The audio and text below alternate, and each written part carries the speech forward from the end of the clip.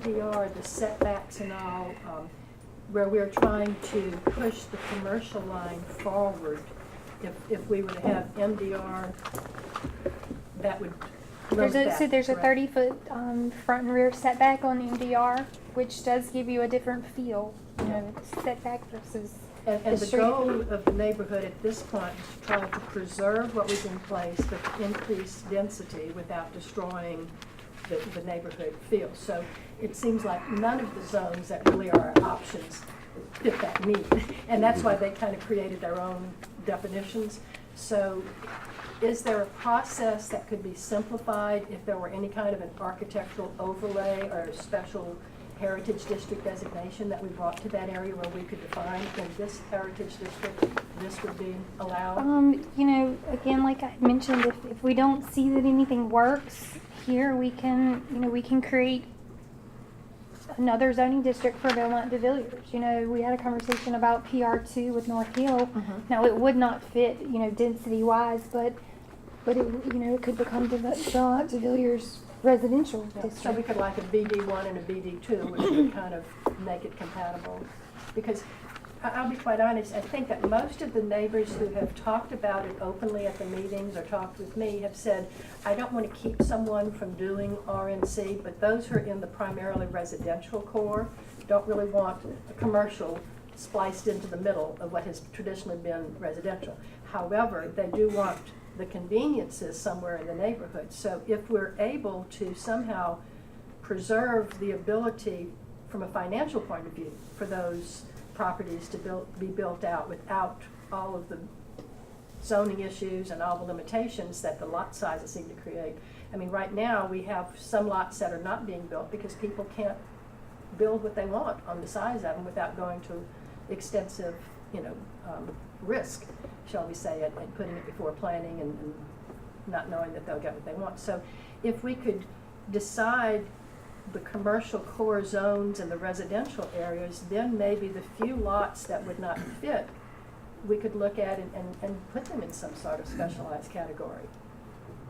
I mean, you have some people who honestly believe that there's never ever going to be any commercial over there on the western edge and the kind of southwest corner, because it's all residential. But I think if they looked at the actual zoning implications of some of the things, they're at risk. Let me interrupt for a moment. John, you had a list that was developed of some questions. Do you have that with you?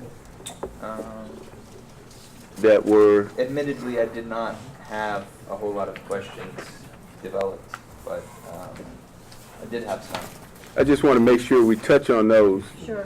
Before we get too far down the road. And one other thing, the central core, the C2 zoning that is currently where the Belmont former bakery is, I don't know why we're downgrading that to a C1 when it was specifically stated that the cultural center needed to preserve the existing traditional uses of the central core. So I would want us to consider keeping that C2 because, for instance, a bakery could not exist in the C1 and sell off-site. So we need to preserve the ability to have those job creations that that particular building might allow. So are we saying that this plan that Helen's distributing, is that's still the concept of the neighborhood? Like the plan that Helen's distributing, that's still the concept of the neighborhood? I think it could still be used as the basis and starting point. I think where some refinements were raised back when we were doing the planning, as you notice along A Street, you know, a couple of people commented about the option for that to remain RNC in the event that they went to multifamily houses or duplex and so forth. That's what was brought up, which was not reflective here. And I mean, it was just discussion that was not really finalized, but it was still kept open. On Jackson Street, which is basically a couple of blocks above Belmont Street, Jackson has maintained a little commercial core because there were several, a matter of fact, it's vacant buildings now, but there were corner stores, a little fish market, that type of activity occurred on that corner of Jackson and Jackson and then Coral Street. and several people, small developers, not any large-scale housing or commercial developers, had expressed interest in wanting to invest in business like that, to have a little fish market, to have a little corner store shop, that type of thing. And that's why that discussion kind of stayed on the table as far as our RNC. There were several people that liked the row of houses, single-family, shotgun-style homes that existed. I think one developer came in along Coral Street and tried to begin renovating several structures. Cases like that, it will continue to be residential, and it will have that single-family appearance and look. But what happens when those structures get in such disrepair that the developer wants to part with them? Well, we can all encourage them to continue with the single family, but in some cases, people have expressed a desire to do duplexes, and they were looking at economics. They were looking at if they could build and live in one and rent out the other. Those types of things were coming up. I think where we really are is from this map, basically trying to do a little refinement of several of the areas. And do we leave it as a blanket RNC so that those options are still there, or do we try to refine it for the inner core? And when I say the inner core, I'm speaking of the block perimeter maybe have that commercial, but the inner portion primarily is residential. Okay, and that's like a 3 or 4 block quad. Okay. And Eddie, to your point about A Street and the RNC, in the narrative, they discussed that it should be converted to RNC probably within the next 10 years, which of course was 11 years ago. So, they probably did understand the evolution that A Street would be going through. Right. I would just like to point out in this neighborhood plan, there were zones that were created as results of the planning process, and I think it was suggested that we try to create zones that fit the neighborhood, and I think instead what we did was we found the zones that we already have and just tried to kind of transpose it, and I think that's kind of why we're in the position that we're in, is trying to adapt these new zones that were created and figure out how that fit with our existing land development code.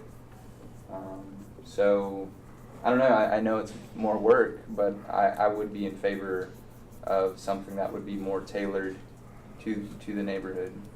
So with the RNC, in those core areas, A Street, the areas we talk about, if it remains RNC, and then we do a special tailored residential for those other areas? Before we talk about that, I don't have a cohesive thought yet, an answer for you yet. My house is just one very tiny lot from A Street, vacant lot. I'm just going to talk a little bit about what I've heard the neighborhood community members say they want, and to me it was consistent with this plan. And I moved in 2008, and I wasn't participating in this, but everything I see is consistent with it. Things like neighborhoods that want just single-family homes.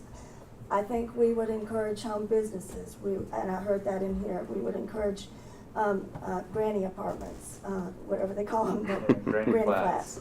Sure. We would encourage. We don't want to discourage any home business or the grocery on the corner or small businesses. We like the central business core. From everything I've heard, I like it 2 blocks from me, block and a half. But I like the fact that it's residential. It's very green around me. It's right now there's a lot of vacant lots around me, but I don't want something huge going beside my shotgun and my 25-foot by 150 lot. Sure. And I've lived in a place in Gillimore, a new house that they built on a 25-foot lot. New places that they built there. So it's possible. Let's see, what other kinds of things do we like? The infill of there's a lot of vacant land. but we want it infill in a consistent way with, where people do have, there's some real quiet residential areas that are, and very green and very, it's very diverse. There's some really expensive places and some really rundown places.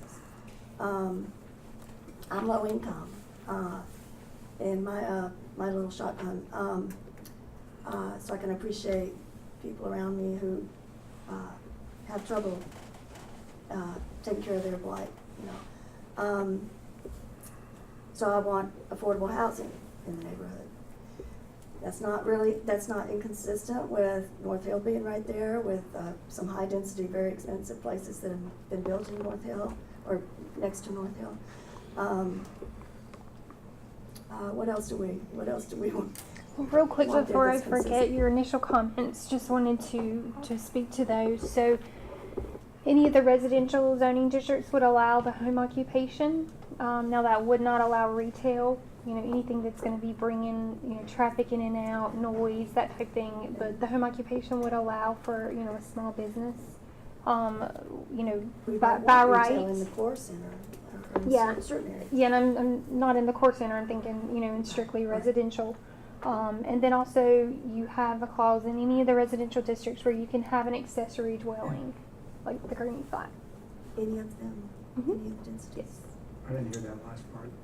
You can have, in any of the residential zoning districts, you can have an accessory structure. Of course, provided you can meet setbacks and square footage requirements. Garage apartment? Mhm. Okay. Even if, what if it's attached? Can it be two separate? That has to be in a buildable area. Yeah, there's a lot that goes into that's, you know, you really need to know what you're planning and how big the lot is and what size and where it's going, but overall, you know, you can have an accessory dwelling unit. Mm-hmm. Yes, ma'am. I have property in the, I thought it was in our RNC, but it's turned out to be residential. And my plans for the property is to do a small trade school, just to teach young ladies trades like sewing and arts and crafts, something quiet, something very small. Mhm. And it's in that area. What would I have to do? So the medium density residential would not allow for something like that? No, my question is to you. Yeah, I'm You're just, saying it's not? no ma'am. Not in the medium density residential. It would not be permitted. What about RNC? It would. That's where see, she's- it's that's where on- she's headed. It was, if you go to the, you know, on the online, it's RNC. So your current zoning's RNC and your future land use is medium Yeah, density it's residential? right across the street from a commercial sororities, and it's down the street from a lodge. So there's commercial in that area, and on the other corner is a beauty shop. But wouldn't she be allowed to do it if she is the owner and it's currently RNC? It would only go to future land use at the point of transfer? Future land use takes precedence. That's what she said. So she comes, you know, anybody who comes to pull permits in the future land use is medium density, they're So only then gonna why get do we permits. call it zone something now if that zone's already gone? It's out in the future. Because when I went That's the to- reason for when I the went- meeting, we need to fix that. When I went to see the inspector about coming and inspecting the place, he pulled it up and it said RNC. Mhm. And so he set it up for inspection so he could tell me, I told him exactly what the purpose. And he told me that, you know, I set it up for appointment. So that's why I came here because it is on RNC. Sure, the current zoning is, and that's actually the very reason why we're sitting around the table today, is that it causes conflicts, especially with folks who come in to building inspections. You know, they have discussions on what they want to do, the property zone RNC, but they're not aware of the future land use. And that mismatch, you know, has caused issues and will continue to cause issues, so that's why we're trying to fix that mismatch. But we want to make sure that what we go to is exactly what the neighborhood wants. So if you have a piece of property that is currently zoned RNC, but you are not using it as RNC, you do not have the use as RNC. Sorry, if you go to develop it, the future land use takes precedence. And that's been, you know, some of the other areas that have been going before council, that's been the very issue. That's why we're here today. We'll fix that. Right.